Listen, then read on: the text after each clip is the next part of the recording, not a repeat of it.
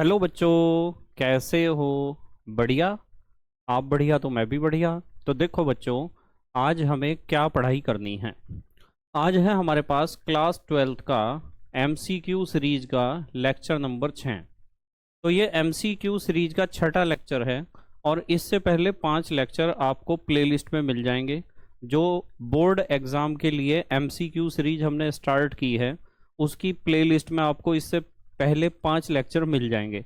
और हर एक लेक्चर में पूरे चैप्टर के सारे इम्पोर्टेंट एमसीक्यू क्वेश्चंस और प्रीवियस ईयर में जो पूछे गए हैं वे सारे बहुत अच्छे तरीके से एक्सप्लेन किए गए हैं। और इस बात को भी मैं बार बार बता रहा हूँ कि हर एक वीडियो लेक्चर में से एमसीक्यू सीरीज के जितने भी वीडियो लेक्चर हैं, हर एक वीडियो लेक्चर में से कम 2 या 3 क्वेश्चन एग्जाम में जरूर आएंगे। ये बात बिल्कुल पक्की है।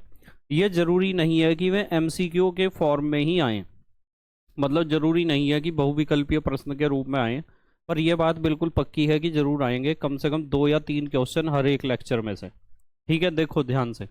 हमारा जो छठा चैप्टर है या छठा यूनिट है, उसका नाम है hello alkanes and hello arene. Hello alkanes आपको पता है कि जब एल्काइल ग्रुप के ऊपर क्या अटैच हो, कोई हेलोजन एटम अटैच होता है तो उसे कहते हैं हेलो एल्केन। और हेलो एरीन का मतलब होता है जब एराइल ग्रुप, जैसे कि बेंजीन रिंग एक एराइल ग्रुप है C6H5 जिसे आप फिनाइल कहते हो, एराइल ग्रुप के ऊपर कोई हेलोजन एटम अटैच हो तो इसे कहते हैं हेलो एरीन। तो इस चैप्टर में हमें कितने क्वेश्चन देखने हैं जो प्रीवियस ईयर के हैं और सुपर डुपर मोस्ट इंपॉर्टेंट हैं। आज हम डिस्कस करेंगे top 40 question, 40 important question discuss करेंगे। और ये 40 के 40 इंपॉर्टेंट क्वेश्चन हर एक बच्चे को जरूर आने चाहिए। ठीक है। और एक बात बिल्कुल कंफर्म है, इन 40 क्वेश्चन में से 2 या 3 क्वेश्चन आपके एग्जाम में जरूर आएंगे। यह बात बिल्कुल पक्की है। ठीक है। सब बच्चों को पता है कि एमसीक्यू सीरीज जो हमारी चल रही है वो ओरिएंटेड है बोर्ड एग्जाम के लिए। तो जो बच्चे क्लास 12th का बोर्ड एग्जाम देने जा रहे हैं उनके लिए बहुत इंपॉर्टेंट है ये सीरीज। देखते हैं सबसे पहला क्वेश्चन क्या है। सबसे पहला क्वेश्चन है एल्काइल हैलाइड का सामान्य सूत्र है। आपको पता है कि एल्काइल हैलाइड क्या होता है कि हमारे पास जो एल्केन होता है ना, एल्केन, उस एल्केन में से माइनस कर दो एक हाइड्रोजन एटम और उसमें जोड़ दो एक हेलोजन। तो हाइड्रोजन एटम निकाल के हमने हेलोजन जोड़ दिया। अब एल्केन का सूत्र क्या होता है? CnH2n + 2, यही तो होता है। और उसमें हमें एक हाइड्रोजन निकालना है तो हम लिखेंगे CnH2n + 1। तो यहाँ 2 के जगह क्या हो जाएगा? 1 हो जाएगा। और साथ में एक हेलोजन एटम जुड़ेगा, क्योंकि वो जो 2 हाइड्रोजन एटम थे, 2 में से एक निकल गया, उसकी जगह हेलोजन आ गया। अब देखो कौन सा है, CnH2n + 1 X। ये रहा, X का मतलब क्या होता है? Halogen atom. तो सही आंसर क्या है? बी आंसर बिल्कुल सही है। चलते हैं नेक्स्ट क्वेश्चन पर। आप मुझे बता देना कि कितने क्वेश्चन आपके सही हुए हैं। आपको बताना है 40 में से कितने क्वेश्चन आपने सही किए हैं, ये बात आपको बतानी है। चलते हैं नेक्स्ट क्वेश्चन नंबर 2 पर। एल्काइल हैलाइड कितने प्रकार की समावयवता प्रदर्शित करते हैं? भाई यदि हम एल्काइल हैलाइड या हेलो एल्केन्स की बात करते हैं तो इसमें एक तो पाई जाती है इनमें श्रृंखला समावयवता। कौन सी समावयवता? श्रृंखला समावयवता हमें इनमें देखने को मिलती है।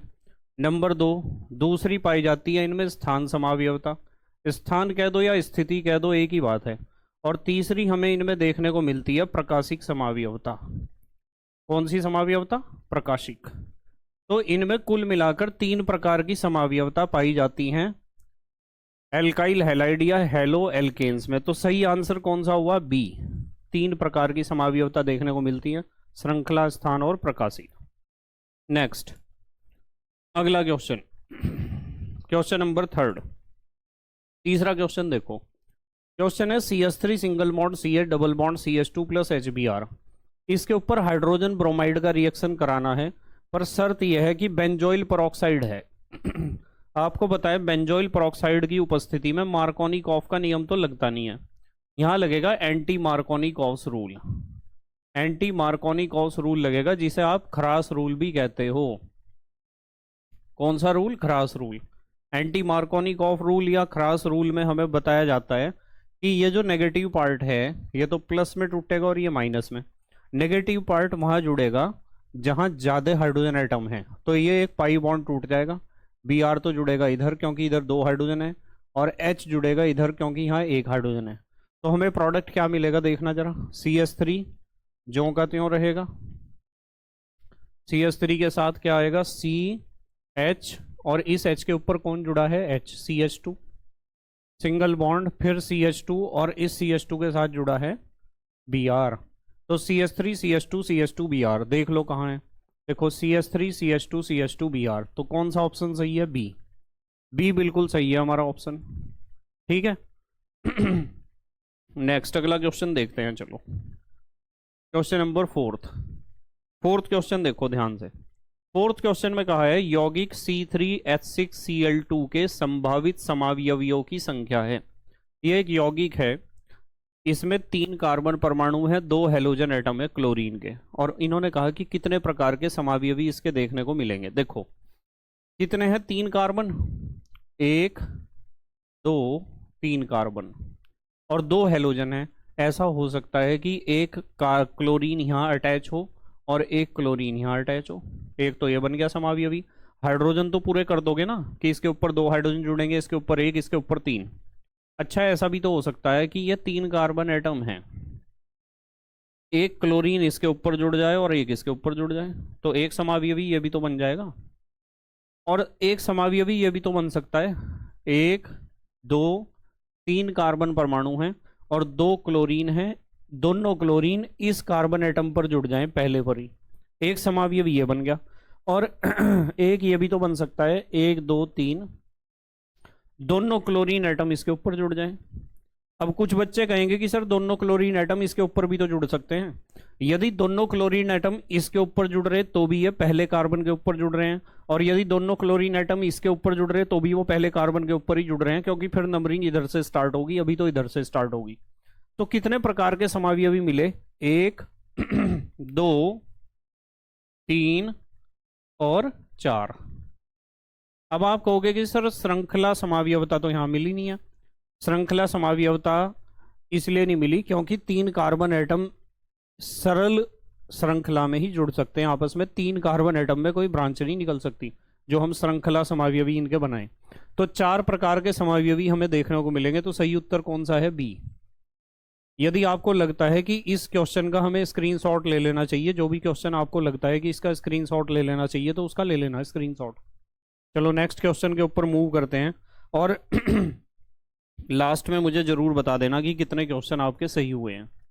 नेक्स्ट क्वेश्चन नंबर 5, पांचवा क्वेश्चन है ल्यूकास अभिकर्मक है। तो ल्यूकास अभिकर्मक तो आपको ध्यान रखना है बेटा, इंपॉर्टेंट है, बहुत बहुत इंपॉर्टेंट क्वेश्चन है।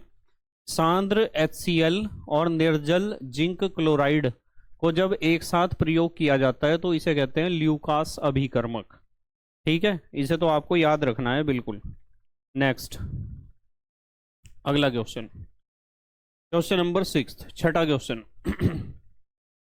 निम्न में से किसका क्वथनांक सबसे अधिक है। ये सारे के सारे एल्काइल हैलाइड हैं। अब मैं आपको बताता हूं कि जितने भी एल्काइल हैलाइड होते हैं ना, तो उनमें यदि एल्काइल ग्रुप सेम है और हेलोजन एटम बदल रहे हैं, तो इन्होंने पूछा क्वथनांक। क्वथनांक की खासियत ये होती है एल्काइल हैलाइड की, यदि हमारे पास एल्काइल ग्रुप बिल्कुल एक जैसा है ना, तो क्वथनांक की खासियत ये होती है कि क्वथनांक अनुक्रमानुपाती होता है। हेलोजन जो परमाणु है, हेलोजन परमाणु का जो आकार है उसके अनुक्रमानुपाती होता है। यानी जो हेलोजन एटम जितना बड़ा होगा ना, उससे बनने वाला एल्काइल हैलाइड का क्वथनांक उतना ज्यादा होगा। जैसे मान लो हमने एक बना दिया RF, एक बना दिया RCl, एक बना दिया RBr, एक बना दिया RI। अब आपको बताया कि यहाँ तो एल्काइल ग्रुप तो एक जैसा है, पर जो हमारे पास हेलोजन एटम है ऊपर से नीचे जाने पर साइज बढ़ता है क्योंकि कक्षाओं की संख्या बढ़ती है। तो इसका मतलब साफ है कि क्वथनांक सबसे ज्यादा एल्काइल आयोडाइड का होगा, क्योंकि इसमें आयोडीन परमाणु का साइज सबसे बड़ा है। उससे कम होगा क्वथनांक RBr का, एल्काइल ब्रोमाइड का, फिर एल्काइल क्लोराइड का। तो इस सीक्वेंस को देख लो, RI RBr RCl। ठीक है, देखो निम्न में से किसका क्वथनांक सबसे अधिक होगा। ये देखो ये लिखा हुआ RiCH3i, यही है हमारा सही आंसर। इसी का सबसे ज़्यादा होगा क्योंकि CH3 तो सेम है ना, एल्काइल ग्रुप ही बदल रहा सिर्फ, सॉरी हेलोजन एटम ही बदल रहा सिर्फ। तो हेलोजन एटम में क्लोरीन, फ्लोरीन, ब्रोमीन, आयोडीन में सबसे बड़ा साइज आयोडीन का होता है, इसलिए मिथाइल आयोडाइड का क्वथनांक सबसे ज़्यादा होगा। ठीक है, नेक्स्ट अगला क्वेश्चन, क्वेश्चन नंबर 7। सातवां क्वेश्चन कहा गया है एल्काइल हैलाइडों की क्रियाशीलता का घटता हुआ क्रम है। अब एल्काइल हैलाइड है, आपको पता है RF, RCl, RBr और RI, ये हैं। इनमें सबसे कमजोर बॉन्ड ये वाला होगा, क्योंकि परमाणु बड़ा है तो बॉन्ड की लंबाई ज़्यादा होगी, और बॉन्ड लंबाई ज़्यादा होगी, बॉन्ड सबसे जल्दी टूटेगा यही वाला। तो सबसे ज़्यादा क्रियाशील एल्काइल आयोडाइड, उससे कम क्रियाशील एल्काइल ब्रोमाइड, और फिर एल्काइल क्लोराइड। देखो एल्काइल आयोडाइड, एल्काइल ब्रोमाइड और एल्काइल क्लोराइड, सबसे ज़्यादा क्रियाशील कौन है? Alkyl iodide, RI। ठीक है, सबसे ज़्यादा क्रियाशील ये होता है। ठीक है बेटे, सातवें का सही आंसर क्या है? C। बहुत इंपॉर्टेंट क्वेश्चन है, ध्यान रखना। नेक्स्ट अगला क्वेश्चन देखो, क्वेश्चन नंबर 8, आठवां क्वेश्चन। आठवें क्वेश्चन में कहा गया है 2 ब्रोमोपेंटेन की इथेनॉल के माध्यम में पोटेशियम इथॉक्साइड से क्रिया कराने पर प्राप्त मुख्य उत्पाद है। 2 ब्रोमोपेंटेन, पेंटेन माने कितने कार्बन? 5, 1 2 3 4 5। 2 ब्रोमो, इधर से नंबरिंग कर लो, दूसरे कार्बन पर ये ब्रोमीन परमाणु है। इन्होंने कहा कि 2 ब्रोमोपेंटेन की, हाइड्रोजन नहीं मैं लिख रहा हूं, हाइड्रोजन तो आप पूरे कर लोगे, यहां लिख लोगे CH3 कर लोगे ना पूरे, और यहां लिख लोगे CH2 CH2 CH और CH3, ये होता है 2 ब्रोमोपेंटेन। और इसकी इथेनॉल के माध्यम में, हमारे पास जो माध्यम है वो इथेनॉल है, C2H5OH, यानी इथाइल अल्कोहल की उपस्थिति में रिएक्शन हो रही है। पोटेशियम इथॉक्साइड, पोटेशियम इथॉक्साइड, देखो ये तो पोटेशियम है, इथॉक्साइड होता है OC2H5, ये हो गया पोटेशियम इथॉक्साइड। इनका रिएक्शन होना है, तो जब इनका रिएक्शन होगा तो आपको पता है ये तो पॉजिटिव होगा, ये नेगेटिव, ये निकल जाएंगे आपस में, KBr निकलेगा, साइड प्रोडक्ट निकल गया पोटेशियम ब्रोमाइड। मेन प्रोडक्ट आ गया, ये 5 कार्बन बना देता हूं पहले, 1 2 3 4 5, और यहाँ हुआ ना रिएक्शन, बाकी सब पूरा है। ये OC2H5 यानी इथॉक्सी ग्रुप यहाँ जुड़ेगा, यहाँ जुड़ेगा OC2H5। अब नंबरिंग करी 1 2 3 4 5। दूसरे नंबर पर इथॉक्सी है, 2 इथॉक्सी पेंटेन। हाइड्रोजन आप पूरे कर सकते हो, संयोजकता पूरी करनी आपको सिखा रखी है। 2 इथॉक्सी पेंटेन, ढूंढो अब 2 इथॉक्सी पेंटेन कहाँ है, ये रहा 2 इथॉक्सी पेंटेन, 2 इथॉक्सी पेंटेन। ठीक है, क्या बनेगा? 2 इथॉक्सी पेंटेन, एन है ये, एन 2 इथॉक्सी पेंटेन, ये बनेगा हमारा प्रोडक्ट, क्योंकि दूसरे कार्बन पर इथॉक्सी ग्रुप आ गया। नेक्स्ट अगला क्वेश्चन, भाई सिस और ट्रांस में तो उलझना ही नहीं, इसमें 2 इथॉक्सी पेंटेन बना। नेक्स्ट अगला क्वेश्चन, एक मिनट एक चीज और चेक कर लूँ इसमें, हाँ pentane, 2 ethoxy pentane. Question number 9, ninth question है अभिक्रिया C2H5OH प्लस HX ZnX2 की उपस्थिति में C2H5X के लिए क्रियाशीलता का क्रम है। तो इन्होंने इसकी क्रियाशीलता का क्रम पूछा है HX की, कि HX इनमें सबसे ज़्यादा कौन सा क्रियाशील होगा। आपको पता है जब हम HX की बात करते हैं तो HX में एक तो होता है HF, एक होता है HCl, एक होता है HBr और एक होता है HI। तो सबसे ज़्यादा क्रियाशील वो होगा जिसका बॉन्ड सबसे कमज़ोर होगा, और सबसे कमज़ोर बॉन्ड वो होगा जिसका बॉन्ड सबसे ज़्यादा लंबा होगा, और सबसे लंबा बॉन्ड उसका होगा जिसका हेलोजन एटम सबसे बड़े साइज का होगा। तो यहाँ HI सबसे ज़्यादा क्रियाशील होगा। कौन होगा सबसे ज़्यादा क्रियाशील? HI। तो HI सबसे ज़्यादा क्रियाशील, उसके बाद HBr, उसके बाद HCl। ये है सही answer, HI greater than HBr greater than HCl, ये सही आंसर है बी। ठीक है, नेक्स्ट भाई, जितने भी हेलोजन एसिड्स होते हैं ना, HX। अब मान लो HX के बारे में कोई आपसे पूछ रहा है, एक तो HF है, एक है HCl, एक है HBr और एक है HI। अब इनके बारे में कोई पूछ रहा कि ये सारे हैं तो एसिड, जिन्हें हम हेलोजन एसिड कहते हैं, पर इनमें सबसे स्ट्रॉन्गेस्ट एसिड कौन सा है, सबसे प्रबल अम्ल कौन सा है? तो प्रबल अम्ल वो होगा जिसका बॉन्ड ये वाला सबसे कमजोर होगा, क्योंकि जिसका बॉन्ड सबसे कमजोर होगा वही जल्दी बॉन्ड टूट के अपने H पॉजिटिव आयन को रिलीज करेगा। भाई, किसी भी अम्ल की अम्लीय प्रबलता का कैसे पता चलता है? अम्ल की अम्लीय प्रबलता का पता चलता है ऐसे कि वो अम्ल कितनी आसानी से और कितनी तेजी से H पॉजिटिव आयनों को रिलीज करता है। तो इन सब हेलोजन एसिड में से कौन सा हेलोजन एसिड H पॉजिटिव आयनों को इजीली रिलीज करेगा, सबसे आसानी से और सबसे जल्दी जल्दी वो रिलीज करेगा? जिसका बॉन्ड कमजोर होगा। और बॉन्ड की कमजोरी इस बात पर डिपेंड करेगी कि ये जो हेलोजन एटम है, फ्लोरीन, क्लोरीन, ब्रोमीन, आयोडीन, इनमें से सबसे बड़ा साइज में कौन सा परमाणु है? सबसे बड़ा जो साइज में परमाणु होगा वही सबसे लंबा बॉन्ड बना रहा होगा हाइड्रोजन एटम के साथ, और जो लंबे बॉन्ड होते हैं वे तो कमजोर होते ही हैं, ये बात तो आपको पता ही है। ठीक है बेटे, अगला क्वेश्चन देखो, चलो इस क्वेश्चन को देख लो। क्वेश्चन है 10वां क्वेश्चन है ना, अभिक्रिया CH3 CH CH2 CH3, यहाँ Br है, एल्कोहलिक KOH की उपस्थिति में रिएक्शन कराई, इस रिएक्शन का मुख्य उत्पाद बताना है कौन सा होगा। देखो रिएक्शन को देख लो आप ध्यान से। इसमें जब एल्कोहलिक KOH की उपस्थिति में हम रिएक्शन कराएंगे तो आपको पता है हाइड्रोजन हैलाइड निकलता है, हाइड्रोजन हैलाइड, और यहाँ हेलोजन की जगह Br है, तो यहाँ HBr निकलेगा एज ए साइड प्रोडक्ट। क्या निकलेगा? HBr, hydrogen bromide. अब सवाल ये होता है कि सर ब्रोमीन तो यहाँ से निकल गया, ये बात तो पक्की है, हमारे पास हाइड्रोजन इधर भी है इधर भी है, कहाँ से निकलना चाहिए? तो आपको एक वैज्ञानिक का नाम याद आया होगा, सेट जेफ। सेट जेफ ने कहा था कि हाइड्रोजन वहां से निकलना चाहिए जहां हाइड्रोजन परमाणुओं की संख्या कम है। यहाँ 3 हाइड्रोजन है, यहाँ 2 है, यहाँ से निकलेगा H, और जब यहाँ से H निकलेगा तो इसका मतलब HBr निकल गया, और यहाँ बीच में क्या आ जाएगा? Double bond CH3 CH, double bond CH, single bond CH3, यानी हमारे पास ऐसा कंपाउंड हमें प्राप्त होगा CH3 single bond CH, double bond CH और सिंगल बॉन्ड CH3, ये कंपाउंड हमें मिलेगा। अब इस कंपाउंड में कितने कार्बन है? 4, ब्यूट, और डबल बॉन्ड है इन, ब्यूटीन मिलेगा हमें। मेन प्रोडक्ट यही होगा ब्यूटीन, इसे ब्यूट 2 इन भी कह सकते हो। यदि आप यहां से निकाल दोगे तो यहाँ भी डबल बॉन्ड बनेगा, तो होगा तो वो भी ब्यूटीन ही, पर वो कम मात्रा में बनेगा, क्योंकि सेट जेफ के नियम में यह बात समझाई हुई है। तो मेन प्रोडक्ट जो हमें मिलेगा वो मिलेगा ब्यूटीन। अब ढूंढो ब्यूटीन कहाँ है? ब्यूट इन, ये है मेन प्रोडक्ट ब्यूटीन। तो 10वें का सही आंसर क्या है?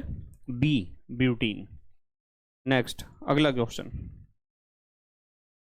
क्वेश्चन नंबर 11, 11वां क्वेश्चन देखो क्या है, ध्यान से समझना। 11वें क्वेश्चन में कहा गया है C2H5I plus C2H11 sorry C5H11I plus 2Na शुष्क ईथर की उपस्थिति में रिएक्शन हुई, यहाँ भी अल्काइल ग्रुप आ गया, यहाँ भी अल्काइल ग्रुप, और 2Na निकल गया अलग। ये रिएक्शन ऐसी है, देखो RX है, देखो C2H5I RX ही तो है, और बीच में है 2Na, इन्होंने भले ही किनारे पे लिख लिए हों पर हमें पता है कि हम बीच में लिखते हैं, और इधर भी एक RX है, पर ये दोनों एल्काइल ग्रुप अलग अलग तरह के हैं। ये तो है C2H5 ग्रुप यानी इथाइल ग्रुप, और ये है C5H11 यानी पेंटाइल ग्रुप। तो एक को R कहा तो दूसरे को R डैश कह दो, और ड्राई ईथर की उपस्थिति में रिएक्शन आपको करा रखी है। क्या होगा? यहाँ से X, यहाँ से X, दोनों तरफ से हेलोजन और बीच में से 2 सोडियम, तो 2NaX सोडियम हैलाइड निकल जाएंगे साइड प्रोडक्ट के फॉर्म में। मेन प्रोडक्ट आ जाएगा R बॉन्ड R डैश, जैसे आप एल्केन कहते हो। क्या कहते हो? एल्केन। तो ये मेन प्रोडक्ट आया। इस रिएक्शन का नाम पूछा है, बताओ कौन सी है ये reaction? RX plus 2Na plus RX, Wurtz reaction. तो ये सही आंसर है वुड्स अभिक्रिया, आंसर सी बिल्कुल सही है, वुड्स अभिक्रिया है। नेक्स्ट बहुत इंपॉर्टेंट है वुड्स रिएक्शन, एग्जाम में वैसे भी आ जाती है ये। नेक्स्ट अगला क्वेश्चन देखो, 12वां क्वेश्चन। 12वें क्वेश्चन में कहा गया है वुड्स अभिक्रिया के द्वारा मिथाइल आयोडाइड, भाई मिथाइल आयोडाइड है CH3I, मिथाइल आयोडाइड तथा ethyl iodide, ethyl iodide, ethyl iodide C2H5 भी तो होता है इथाइल का मिश्रण क्या उत्पाद बनाएगा।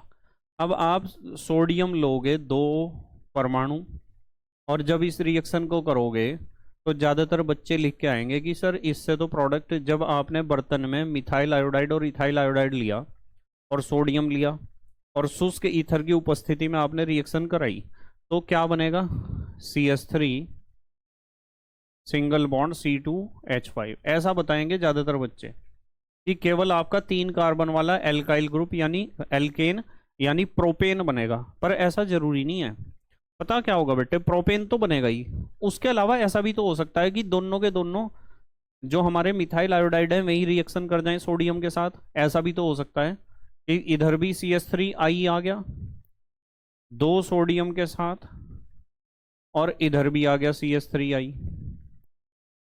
ऐसी भी तो रिएक्शन होगी, ये बात भी पक्की है। तो यहाँ क्या बना बताओ, ये निकलने के बाद CH3 यानी यहाँ तो इथेन बन गया, क्या बन गया, इथेन। और ऐसा भी तो हो सकता है कि यही दोनों आ जाएं इथाइल आयोडाइड, यानी इधर भी C2H5I आ जाए। भाई बर्तन में तो तीनों चीज है ना, जरूरी थोड़ा ही है कि जब भी मिथाइल आयोडाइड रिएक्शन करेगा तो इथाइल आयोडाइड के साथ ही करेगा रिएक्शन, नहीं, 2 मिथाइल आयोडाइड की भी आपस में रिएक्शन हो सकती है और 2 इथाइल आयोडाइड की भी रिएक्शन आपस में हो सकती है।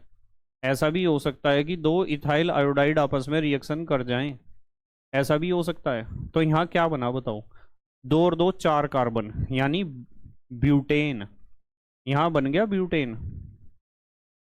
इसका मतलब इथेन भी बनेगा, प्रोपेन भी बनेगा और ब्यूटेन भी, तीनों का मिक्सचर मिलेगा हमें, ठीक है।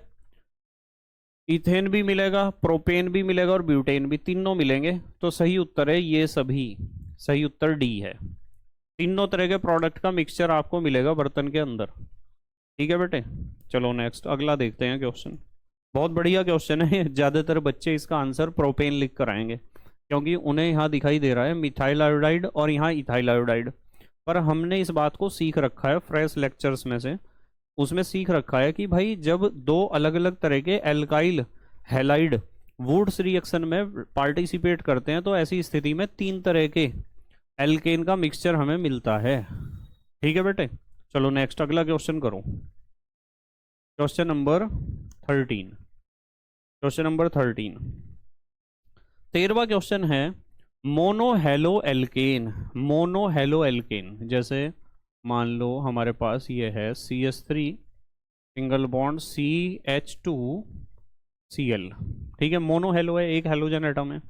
मोनोहेलो एल्केन के वी हाइड्रोहेलोजनीकरण, वी हाइड्रोहेलोजनीकरण कहते हैं जब एल्कोहलिक KOH के साथ आप गर्म करते हो किसी एल्काइल हैलाइड को, तो क्या निकलता है HX, यहाँ निकलेगा HCl, इसे कहते हैं वी हाइड्रोहेलोजनीकरण। यहाँ से H निकल जाएगा और यहाँ से निकल जाएगा Cl, तो यहाँ क्या बचेगा आपके पास CH2 और बीच में डबल बॉन्ड आ जाएगा और यहाँ भी क्या होगा CH2, ठीक है।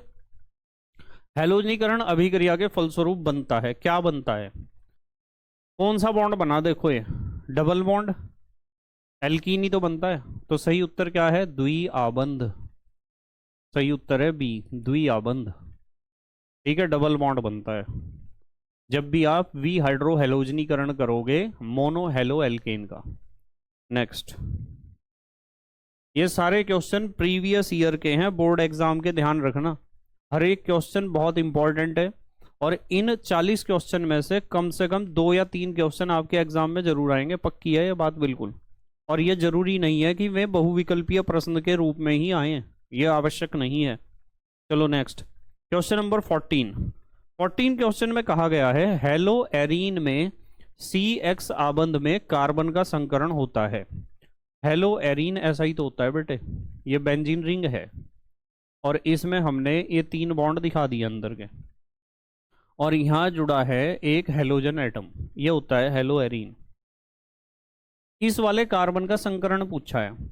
तो जब आप इस वाले कार्बन को देखते हो, ये है वो कार्बन, इधर डबल बॉन्ड दिखाई दे रहा है आपको, इधर सिंगल बॉन्ड, इधर सिंगल बॉन्ड। तो सिंगल बॉन्ड सिग्मा होगा, सिंगल बॉन्ड भी सिग्मा होगा, डबल बॉन्ड में एक सिग्मा होगा एक पाई होगा, आपको पता है। तो सिग्मा बॉन्ड कितने हुए? 3। सिग्मा बॉन्ड 3 हुए, तो इसका मतलब 3 ही कक्षक हैं इसके जो संकरण की क्रिया में हिस्सा ले रहे हैं। इन 3 कक्षकों में से एक तो एस कक्षक होगा, 2 होंगे पी कक्षक। पी 3 तक जा सकते हैं, आपको पता है, क्योंकि पी उपकोष में 3 कक्षक होते हैं। एस सिर्फ एक ही कक्षक होता है एस उपकोष में, इसलिए हमने पहले को तो एस कहा, बाकी 2 को पी। तो संकरण कौन सा हुआ? sp2। कौन सा संकरण हुआ? sp2। तो सही आंसर हमारा ये है बी, sp2 संकरण। कौन सा संकरण? sp2 संकरण। नेक्स्ट, अगला क्वेश्चन, क्वेश्चन नंबर 15। ध्यान से समझेंगे सब बच्चे। 15 में कहा हेलो एरीन की ध्रुवता होती है। भाई आपके पास कोई हेलो एरीन है, या आपके पास हेलो एरीन है कोई, मान लो यहाँ क्लोरीन एटम है, इसकी ध्रुवता का मतलब पता क्या कह रहे हैं? ये कह रहे हैं कि ये जो बॉन्ड है ना, ये बॉन्ड, इस बॉन्ड का जो बॉन्ड पेयर ऑफ इलेक्ट्रॉन है वो क्लोरीन की तरफ को कितना सरका हुआ होगा। आपको पता है ये बॉन्ड किस किस के बीच में, यहाँ तो क्लोरीन है और नीचे यहाँ कार्बन ही तो है, जिसके इधर डबल बॉन्ड और इधर सिंगल बॉन्ड है, ये कार्बन ही तो है यहाँ। तो आपको पता है क्लोरीन और कार्बन में विद्युत ऋणात्मकता तो क्लोरीन की ज्यादा होती है, तो बॉन्ड पेयर ऑफ इलेक्ट्रॉन तो क्लोरीन की तरफ को सरका हुआ होगा, डिस्प्लेस्ड होगा, slightly displacement towards the chlorine होगा इस बॉन्ड पेयर ऑफ इलेक्ट्रॉन का। पर प्रॉब्लम यह है कि कितना सरका हुआ होगा।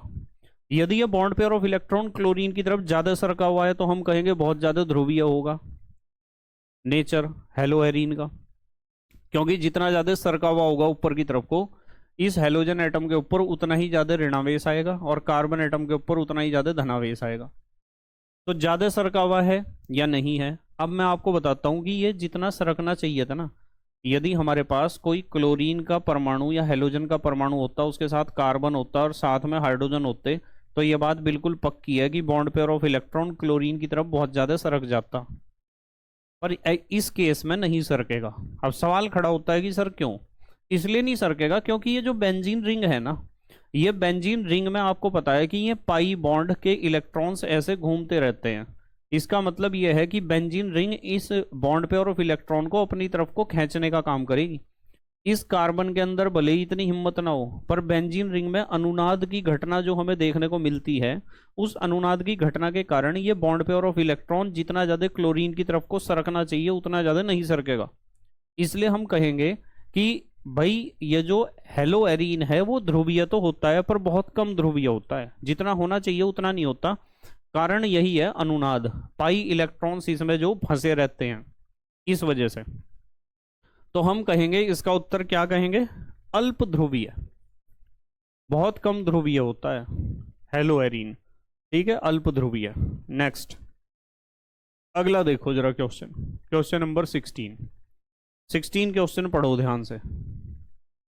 क्वेश्चन नंबर 16 है, एरिल हैलाइडों की हैलोजनीकरण अभिक्रिया में हैलोजन वाहक का कार्य करते हैं। भाई आपको इस बात का पता है कि जब भी हम ऐसा रिएक्शन करते हैं ना, ये बेंजीन रिंग के ऊपर जब भी रिएक्शन करते हैं, मान लो हैलोजन एटम ही है, इसके ऊपर जब भी आप हैलोजनीकरण करते हो, क्लोरीन का रिएक्शन करा रहे हैं मान लो, तो हम जब भी क्लोरीन का रिएक्शन करा रहे या तो FeCl3 लेते हैं और कुछ जगह लेते हैं AlCl3, और शायद आपने पढ़ा होगा हम SbCl3 भी ले सकते हैं। तो ये जो हम लेते हैं ना, जिन्हें हम कहते हैं कि ये उत्प्रेरक की तरह कार्य कर रहे हैं, ये वास्तविकता में हैलोजन वाहक होते हैं, हैलोजन प्रोवाइडर, हैलोजन को उपलब्ध कराने वाले। तो या तो आपके पास Fe होना चाहिए, उसका हैलोजन ले लो, या एल्यूमिनियम का या एंटीमनी का। तो इनमें से ढूंढो, तीनों में से कुछ है क्या? FeAl Sb में से है कुछ?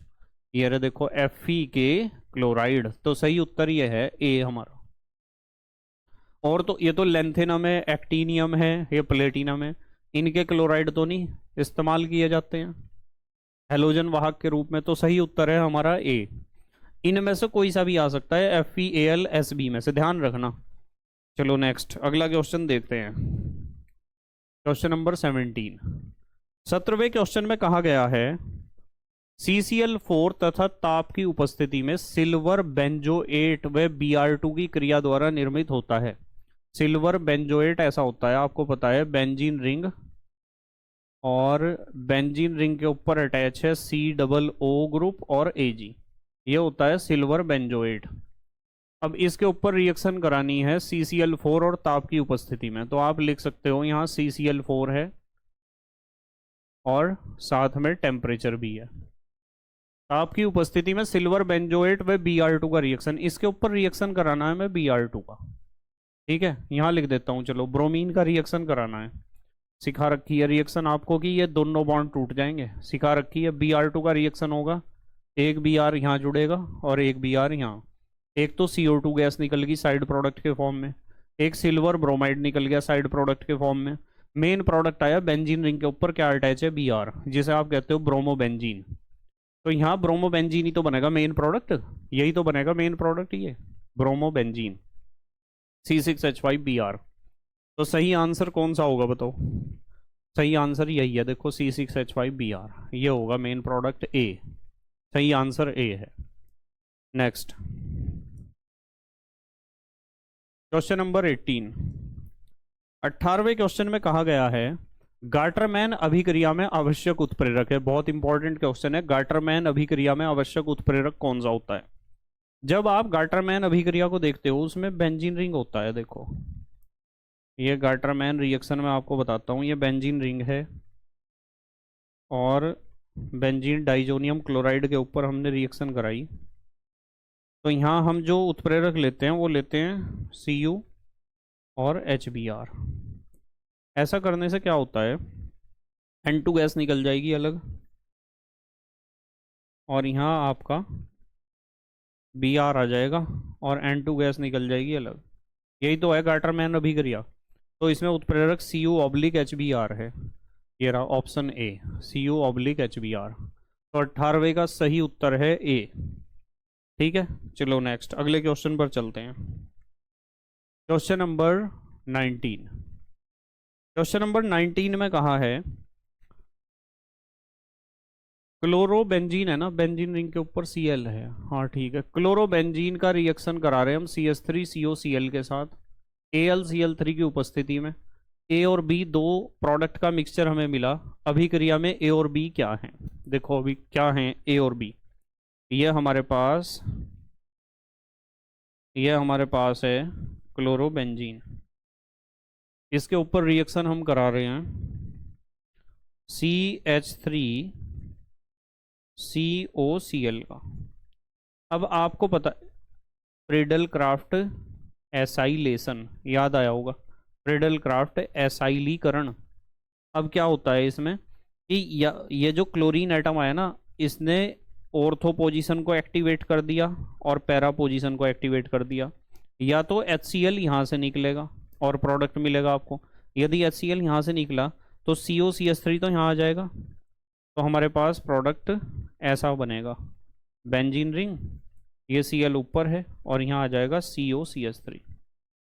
एसीटोफिनॉन इसके जस्ट बराबर वाली पोजीशन है, ऑर्थो क्लोरो एसीटोफिनॉन प्लस।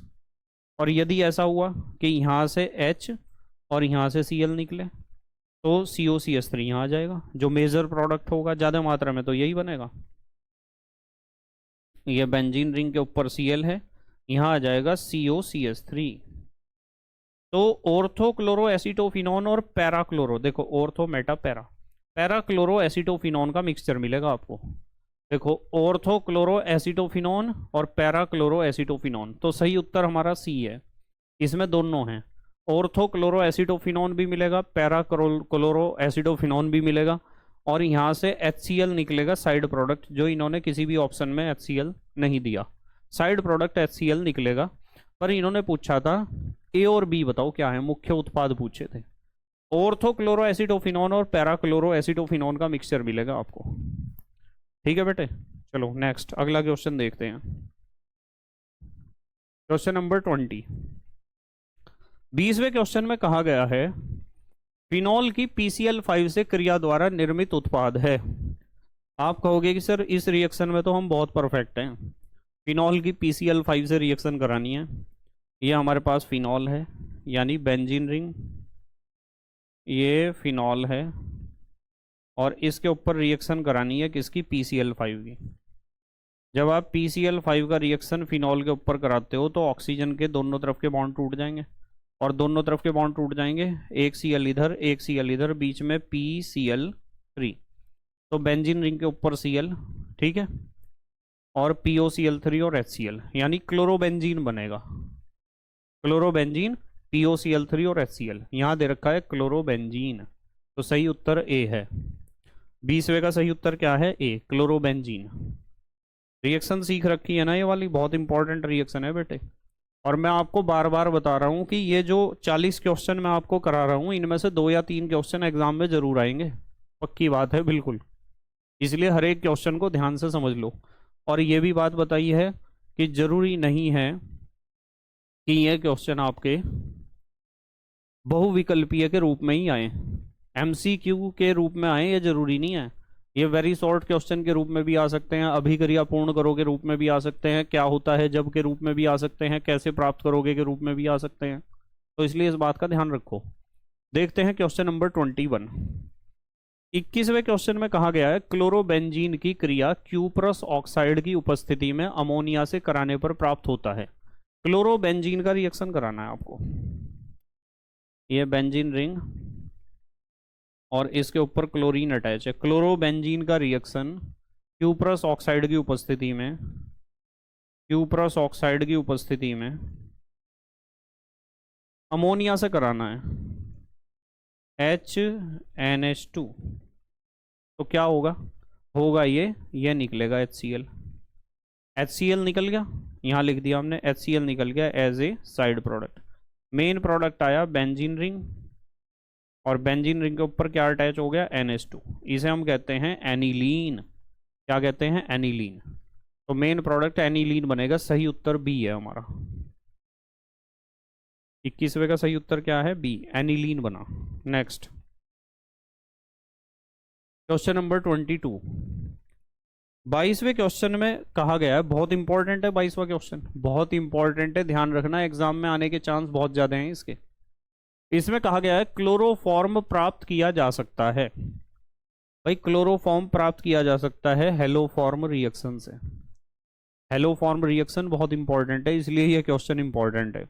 अब सवाल यह खड़ा होता है कि सर हेलोफॉर्म रिएक्शन कौन से कंपाउंड दिखाते हैं, तो ध्यान रखना, हेलोफॉर्म रिएक्शन वे कंपाउंड दिखाते हैं जिनमें या तो CH3CO ग्रुप हो, या तो ये वाला ग्रुप आपको किसी भी कंपाउंड में मिल गया तो समझ जाओ हेलोफॉर्म रिएक्शन वो दिखाएगा, और या फिर ये वाला CH3CHOH और यहाँ बॉन्ड खाली, ये दोनों ग्रुप जिस भी कंपाउंड में मिलेंगे केवल वही कंपाउंड हेलोफॉर्म रिएक्शन आपको दिखाएगा।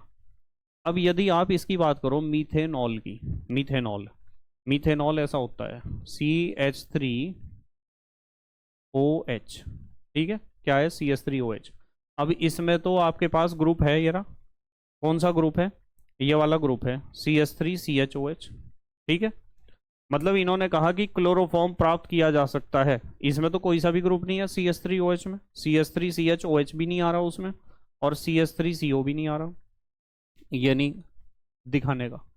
उसके बाद है मीथेनॉल से, मीथेनल से, वो मीथेनॉल था, ये मीथेनल है, मीथेनल, मीथेनल का मतलब HCHO, फॉर्मल्डिहाइड को ही तो कहते हैं मीथेनल। अब इसमें भी ये वाला ग्रुप नहीं है, ना तो CH3CHOH है उसमें और ना CH3CO है, तो ये भी नहीं आपको दिखा सकता हेलोफॉर्म रिएक्शन, तो इससे भी क्लोरोफॉर्म नहीं बनने का। तीसरा है हमारा प्रोपेनॉल 1 से, प्रोपेनॉल 1 यानी 1 प्रोपेनॉल, CH3CH2CH2OH, ये होता है 1 प्रोपेनॉल या प्रोपेन 1ऑल या प्रोपेनॉल 1।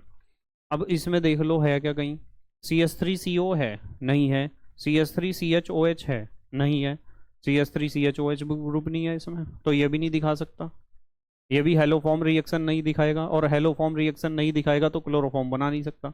अब इसे देखो प्रोपेनॉल 2 से, propanol 2 CH3 CH CH3 OH। देखो अब, देखो CH3 CHOH CH3 CHOH है ना। तो इसका मतलब सिर्फ ये कंपाउंड जो D है प्रोपेनॉल 2, यही हेलोफॉर्म रिएक्शन दिखा सकता है। और यही हेलोफॉर्म रिएक्शन दिखाएगा तो इसका मतलब यही क्लोरोफॉर्म का निर्माण कर सकता है। तो 22वें का सही उत्तर क्या है? D, propanol 2। ये क्वेश्चन बहुत इंपॉर्टेंट है, ध्यान से इस चीज को नोट कर लो अपने पास ही से, कि जिस कंपाउंड में CH3CO ग्रुप हो या CH3CHOH ग्रुप हो, ये बॉन्ड खाली पड़ा हुआ है, ये बॉन्ड खाली, आगे चाहे कुछ भी जुड़ा हुआ हो, तो ऐसे कंपाउंड ही जिनके पास ये ग्रुप होता है वे ही सिर्फ हेलोफॉर्म रिएक्शन दिखा सकते हैं। हेलोफॉर्म रिएक्शन बहुत इंपॉर्टेंट होती है। चलो नेक्स्ट क्वेश्चन देखते हैं। चलो नेक्स्ट क्वेश्चन नंबर 23। 23वें क्वेश्चन में कहा गया है Cl2 इथेनॉल से क्रिया करके देती है। क्लोरीन की इथेनॉल से रिएक्शन करनी है, क्या मिलेगा हमें? देखो ये क्लोरीन है, बहुत इंपॉर्टेंट रिएक्शन है, ये क्लोरीन है, इसका रिएक्शन हमें करना है इथेनॉल से। CH3 CH2OH। ध्यान से देखना, रिएक्शन समझा रखी है आपको पहले भी। कितने Cl हैं? 2।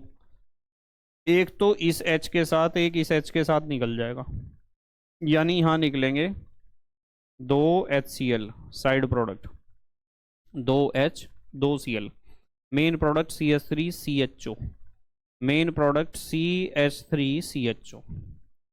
अब ये CH3CHO फाइनल प्रोडक्ट नहीं है, ये जो हमारे पास एसिटल्डिहाइड बना ना CH3CHO, इसके ऊपर फिर क्लोरीन रिएक्शन करता है। देखो 3Cl2 इसलिए लिए, वैसे तो जिन्होंने इस चीज़ को पढ़ रखा है फ्रेश लेक्चर में उसे तो पता ही है। ये 3H जो है ना यहाँ अल्फा H, ये 3Cl के साथ निकलेंगे यहाँ से, यानी यहाँ निकलेंगे 3HCl।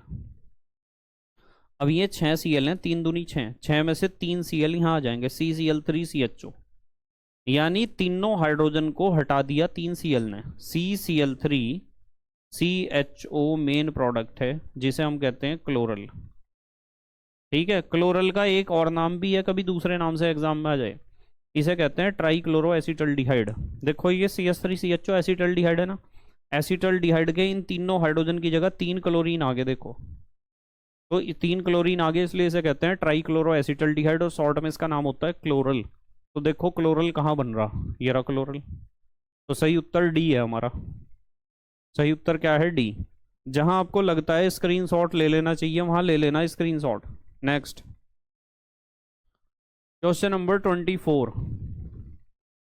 24 में कहा गया है बहुत इंपॉर्टेंट रिएक्शन है, बहुत क्वेश्चन बहुत इंपॉर्टेंट है, रिएक्शन तो है ही।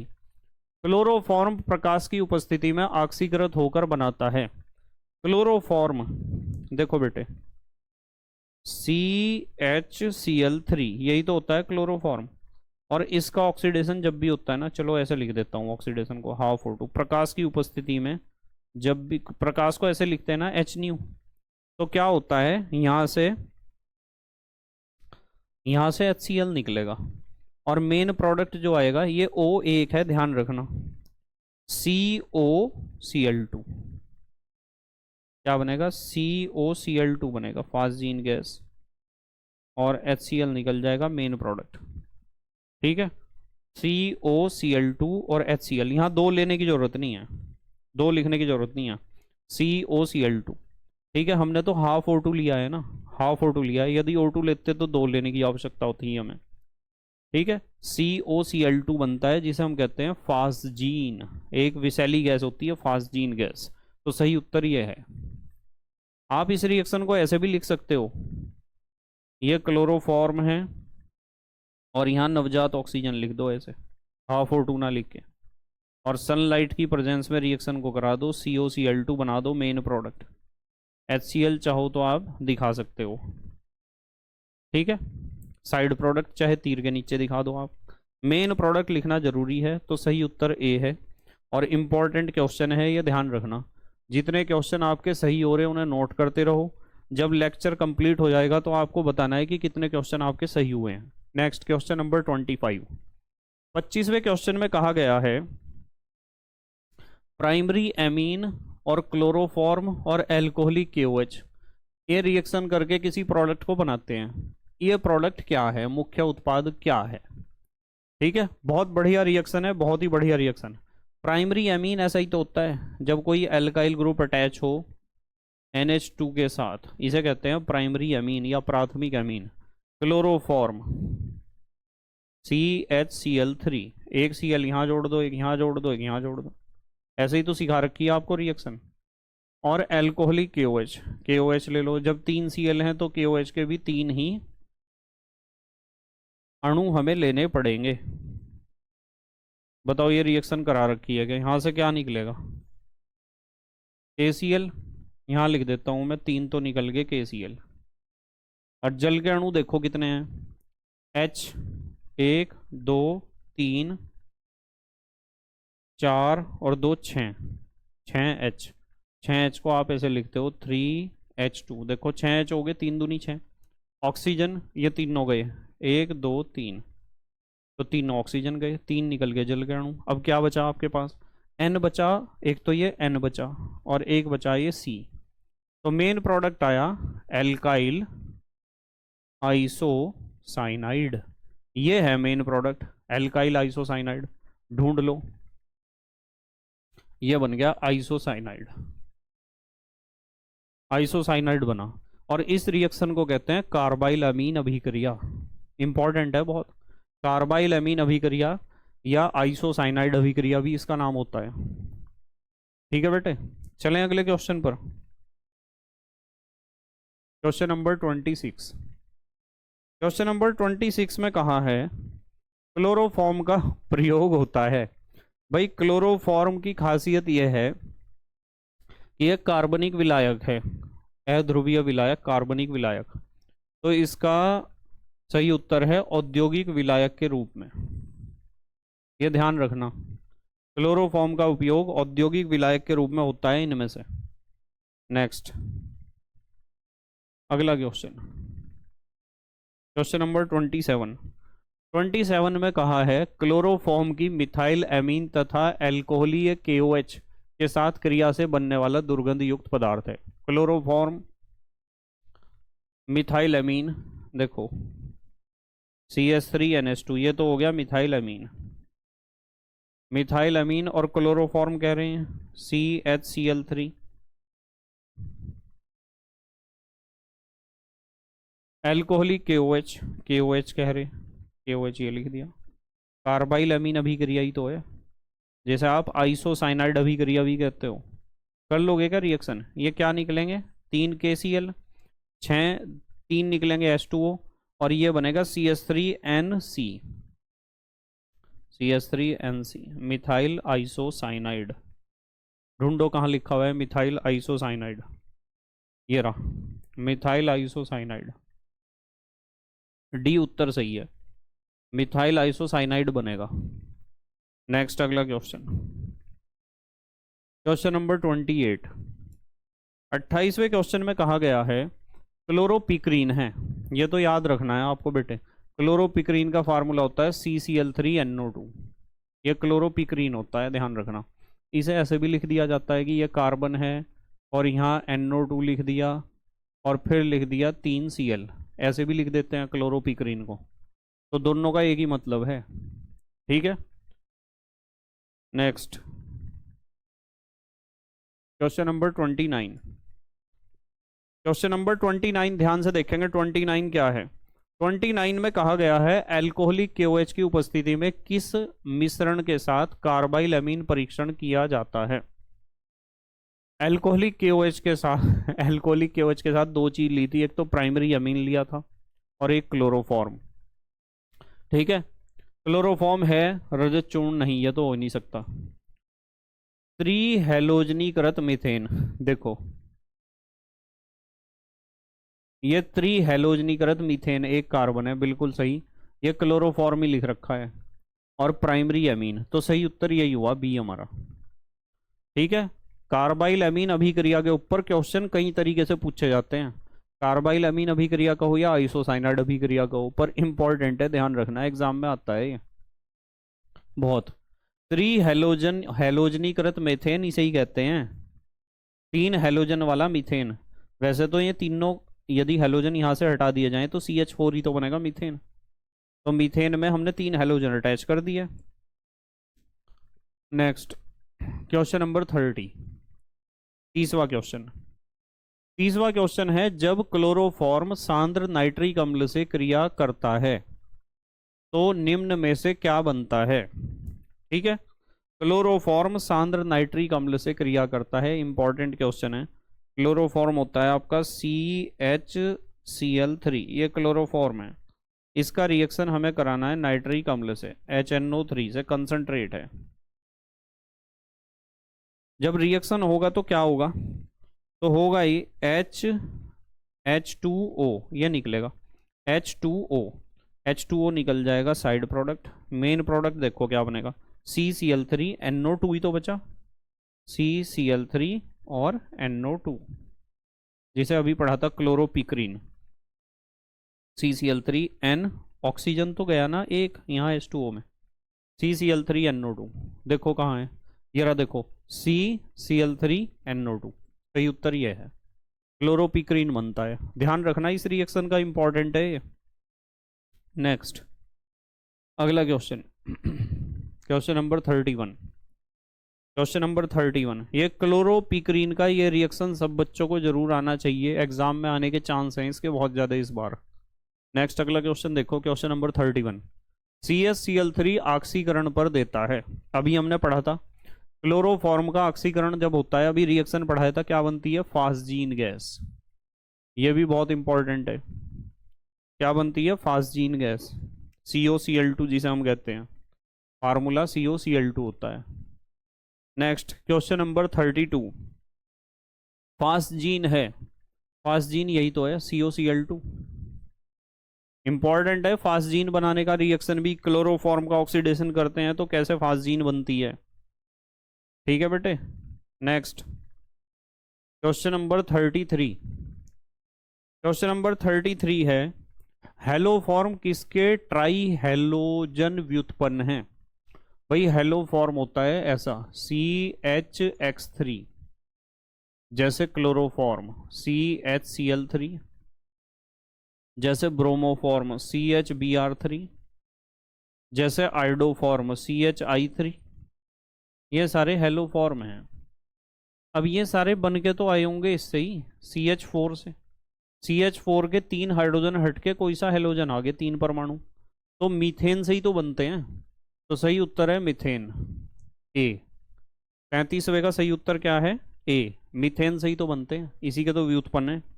मीथेन के 3 हाइड्रोजन एटम हट गए और उसकी जगह 3 हेलोजन एटम आ गए, बन गए हेलोफॉर्म, चाहे वो फिर क्लोरोफॉर्म हो, ब्रोमोफॉर्म हो या आइडोफॉर्म हो, कोई सा भी हो, सामान्य रूप से हम कहते हैं हेलोफॉर्म। क्वेश्चन नंबर 34, आइडोफॉर्म परीक्षण नहीं देता है, आपको बताया था भाई आइडोफॉर्म परीक्षण देने की 2 शर्तें हैं, या तो उसके पास ये वाला ग्रुप होना चाहिए CH3CO, और या फिर उसके पास ये वाला ग्रुप होना चाहिए CH3CHOH, और यहाँ बॉन्ड खाली। जिसके पास ये वाला ग्रुप है वो तो देगा, और जिसके पास इन दोनों में से कोई सा भी ग्रुप नहीं है वो आइडोफॉर्म टेस्ट या आइडोफॉर्म अभिक्रिया नहीं देगा। इथेनॉल, पहला है इथेनॉल, इथेनॉल ये होता है CH3,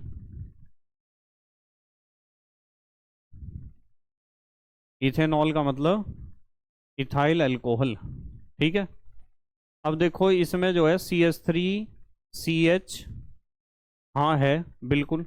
देखो इथेनॉल को जब आप ध्यान से देखोगे ना, इसे देखो CH3CH, और इस CH के ऊपर ही जुड़ा हुआ है OH, और यहाँ मैं हाइड्रोजन जोड़ सकता हूँ ना, तो इस ग्रुप को देखो जरा, CH3CHOH, CH3CHOH है ना, तो ये तो आइडोफॉर्म रिएक्शन देगा इथेनॉल।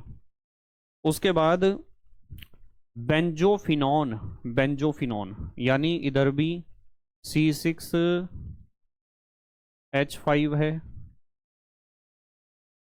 बेंजोफिनॉन, और यहाँ भी C6H5 है। अब इसके पास तो कोई सा भी ग्रुप नहीं है भाई। देखो CH3CO है नहीं, ना तो इधर है CH3 ना तो इधर है। इसका मतलब ये बेंजोफिनॉन आयोडोफॉर्म रिएक्शन नहीं दे सकता।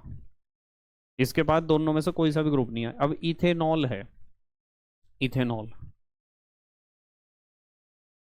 इथेनॉल, और ऊपर क्या था, इथेनॉल। ये इथेनल है, इथेनल, CH3CHO, ये है इथेनल। अब इस CH3CHO को जब आप देखोगे तो यही तो, इसे आप ऐसे भी तो लिख सकते हो, देखो CH3CO, और इसके पास जुड़ा हुआ है एक H। ठीक है, CO के पास एक H जुड़ा हुआ है, क्योंकि स्ट्रक्चर तो ऐसा होता है ना इसका, CH3C डबल बॉन्ड OH, ऐसा ही तो होता है। कार्बन की चारों संयोजकता तो अभी स्पष्ट हुई। तो इसमें तो CH3CO ग्रुप है, देखो CH3CO। इसका मतलब ये तो देगा भाई रिएक्शन, इथेनल भी देगा, इथेनॉल भी देगा। एसीटोफिनॉन, एसीटोफिनॉन यानी बेंजीन रिंग, जिसे आप C6H5 भी लिख सकते हो, COCH3। इसके पास तो ये ग्रुप है CH3CO, देखो CH3CO। तो A, C और D तीनों के पास या तो ये वाला ग्रुप है या तो ये वाला ग्रुप है। तो A, C और D तो देंगे आयोडोफॉर्म रिएक्शन या आयोडोफॉर्म टेस्ट। B ही एकमात्र ऐसा कंपाउंड है जिसके पास ना तो CH3CO ग्रुप है ना CH3CHOH ग्रुप है। इसका मतलब सही उत्तर हमारा B है, क्योंकि इन्होंने कहा था नहीं देता है आयोडोफॉर्म टेस्ट। कौन नहीं देगा? B। ठीक है, नेक्स्ट इंपॉर्टेंट है ये क्वेश्चन, कौन आयोडोफॉर्म टेस्ट देगा, कौन आयोडोफॉर्म रिएक्शन कराएगा, करने देगा, कौन नहीं करेगा। बहुत इंपॉर्टेंट है ये क्वेश्चन। क्वेश्चन नंबर 35, क्षार तथा आयोडीन के साथ क्रिया करके पीला अवक्षेप बनाने वाला यौगिक है। ठीक है, आयोडोफॉर्म रिएक्शन के बारे में ही सवाल पूछा गया है कि कौन इनमें से पीला अवक्षेप कौन बना सकता है। भाई पीला अवक्षेप वो बना सकता है जिसमें या तो कौन सा ग्रुप हो, या तो ग्रुप हो ये वाला CH3CO, और या फिर कौन सा ग्रुप हो CH3CHOH। ये इन दोनों में से जिसके पास ये ग्रुप है वो तो, ये आयोडोफॉर्म रिएक्शन का ही क्वेश्चन है ये भी। ठीक है, हेलोफॉर्म रिएक्शन का, क्योंकि यहाँ आयोडीन है तो आयोडोफॉर्म कहाँ, कौन सा यौगिक है। तो जब इन यौगिकों को आप देखोगे तो इनमें भी आपको एसीटोफिनॉन मिलेगा। क्या मिलेगा? एसीटोफिनॉन। ठीक है, एसीटोफिनॉन, समझ रहे हैं ना आप? एसीटोफिनॉन, एसीटोफिनॉन। एक मिनट रुक जाओ जरा, एक चीज चेक करते हैं।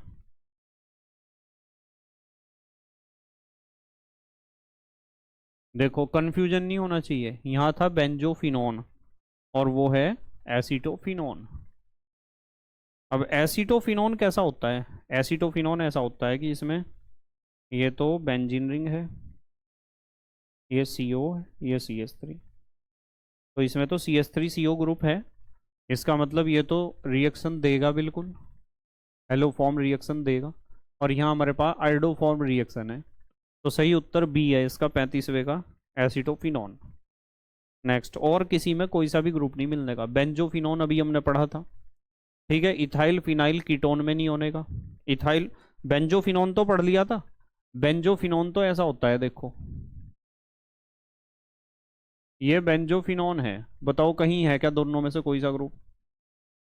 ना तो CH3CO ग्रुप है इसमें कहीं भी, और ना ही CH3CHOH ग्रुप है, तो ये तो नहीं होने का। एसिटोफिनॉन में है, देखो एसिटोफिनॉन जब आप बनाओगे तो एसिटोफिनॉन में तो है CH3CO ग्रुप है इसमें, ये तो दिखाएगा iodoform reaction, haloform reaction. Ethyl phenyl ketone, ethyl. ठीक है, और एक तरफ है फिनाइल, ये है इथाइल फिनाइल कीटोन। ठीक है, अब आप कहोगे कि सर इसमें ये वाला ग्रुप हो सकता है CH3CO, C2H5 को तोड़ूंगा मैं, CH3 CH2CO, और यहाँ है C6H5। अब देखो ये तो नहीं है, ये CH3 है क्या कहीं? CH3CO होता जब तो बात भी थी। तो इसका मतलब सिर्फ हमारा सही उत्तर क्या है, ये है एसीटोफिनोन। ये दिखा सकता है हेलोफॉर्म रिएक्शन, और यहाँ हम कर रहे हैं iodoform reaction. Next question number 36। 36 है, आयोडोफॉर्म परीक्षण देने वाला यौगिक है, ढूंढो। देखो CH3CHOH मिल गया, इधर से देख लो चाहे इधर से देख लो, CH3CHOH। तो इसका मतलब सही उत्तर बी है, और किसी में दोनों में से कोई सा ग्रुप नहीं होगा। बार बार मैं आपको बता रहा हूँ, ध्यान रखो, आयोडोफॉर्म रिएक्शन की पहचान एक तो ये है CH3CO, या तो ये वाला ग्रुप मिल जाए और या फिर मिल जाए CH3CHOH, और यहाँ एक बॉन्ड कुछ भी जुड़ा हुआ हो आगे चाहे, इनमें से कोई सा भी ग्रुप आपको किसी भी कंपाउंड में मिल गया तो समझ जाओ आयोडोफॉर्म या हेलोफॉर्म रिएक्शन देगा वो कंपाउंड। Next question number 37। 37 में पूछा गया कौन सा यौगिक आयोडोफॉर्म परीक्षण नहीं देता है। सेम क्वेश्चन है, आयोडोफॉर्म परीक्षण कौन नहीं देता है। देखो डाई इथाइल कीटोन को देखो, इथाइल ग्रुप है दोनों तरफ और बीच में कीटोन है, बताओ दे देगा क्या आयोडोफॉर्म टेस्ट। है ही नहीं इसमें कोई सा भी ग्रुप दोनों में से, तो यही है सही उत्तर सी। ऐसा क्वेश्चन एग्जाम में आएगा, ध्यान रखना, कभी आप कहो कि सर आपने बताया नहीं था और ये क्वेश्चन आ गया। कितनी बार रिपीट हो रहे हैं, ये जितने भी क्वेश्चन उठाए हैं वे बोर्ड एग्जाम के प्रीवियस ईयर के ही क्वेश्चन हैं ये सारे, और बार बार इन्हीं क्वेश्चंस को रिपीट किया जाता है बार बार। क्वेश्चन नंबर 38 है, प्रशीतक के रूप में प्रयोग होने वाला यौगिक है, ये तो याद करने वाला क्वेश्चन है आपको, ध्यान रखना। कार्बन टेट्रा क्लोराइड का इस्तेमाल हम कार्बनिक विलायक के रूप में भी कर सकते हैं, और कूलिंग एजेंट प्रशीतक के रूप में भी इसका प्रयोग किया जाता है। नेक्स्ट अगला question, question number 39। Question number 39 है, निम्न अभिक्रिया में उत्पाद है। ये जो रिएक्शन आपके सामने लिखी हुई है इसमें प्रोडक्ट क्या है। C6H6 के ऊपर क्लोरीन, बेंजीन के ऊपर क्लोरीन का रिएक्शन सनलाइट की प्रेजेंस में, प्रकाश की उपस्थिति में जब रिएक्शन होता है ना क्लोरीन का, तो यहाँ 3Cl2 लिखेंगे हम, 3 दूनी 6, प्रोडक्ट ये बनता है C6H6Cl6, ठीक है। मतलब इस रिएक्शन को ऐसे पढ़ा रखा आपको कि ये बेंजीन रिंग है, ये 3 बॉन्ड हैं, और जब आप क्लोरीन का रिएक्शन करते हो सनलाइट की प्रेजेंस में या प्रकाश की उपस्थिति में, ये बॉन्ड भी गया, ये भी, पाई बॉन्ड तोड़ना है सिर्फ अंदर वाला, एक H इधर एक H इधर, नहीं कितने हैं Cl है ना ये, तो हर एक पे Cl जुड़ जाएगा दोनों तरफ, इधर भी Cl इधर भी Cl इधर भी Cl इधर भी Cl, प्रोडक्ट ऐसा बनेगा, कुछ याद आ रहा होगा आपके। ये अंदर के बॉन्ड तो हो जाएंगे गायब तीनों, और हर जगह क्या आ जाएगा, Cl आ जाएगा, जिसे गैमक्सीन कहते हैं, गैमक्सीन, ठीक है, या 666 भी कहते हैं इसे। तो इसका सही उत्तर क्या है, C6H6Cl6, गैमक्सीन, लिंडेन, ठीक है, 666, ये सब इसी के नाम है। बेंजीन हेक्साक्लोराइड भी कहते हैं इसे, BHC। नेक्स्ट अगला question, question number 40। Question number 40 है, कीटनाशक गैमक्सीन है। गैमक्सीन होता है, अभी बताया था मैंने आपको, बेंजीन हेक्साक्लोराइड, ये गैमक्सीन, इसके कई सारे नाम हैं, गैमक्सीन भी कहते हैं इसे, लिंडेन भी कहते हैं इसे, 666 भी कहते हैं, ठीक है, और बेंजीन हेक्साक्लोराइड सॉल्ट में भी लिखा हुआ जाता है, कई बार आ जाता है BHC लिखा हुआ इस तरह, तो ध्यान रखना, आप रखोगे ध्यान, ठीक है बेटे। देखते हैं, चलो इतने ही क्वेश्चन थे, 40 थे, तो 40 question super duper most important 40 question मैंने आपको आज कराए हैं, और ये क्वेश्चन आपको सबको आने चाहिए। बहुत जल्दी मैं अगले चैप्टर को लेकर आने वाला हूँ आपके सामने, 1-2 दिन में ही, ठीक है। जितने भी क्वेश्चन मैं आपको MCQ सीरीज में करा रहा हूँ ये बिल्कुल पक्के करके जाने हैं सब बच्चों को, ठीक है। तो thank you very much for watching this video and best of luck for your board exam. Okay, bye.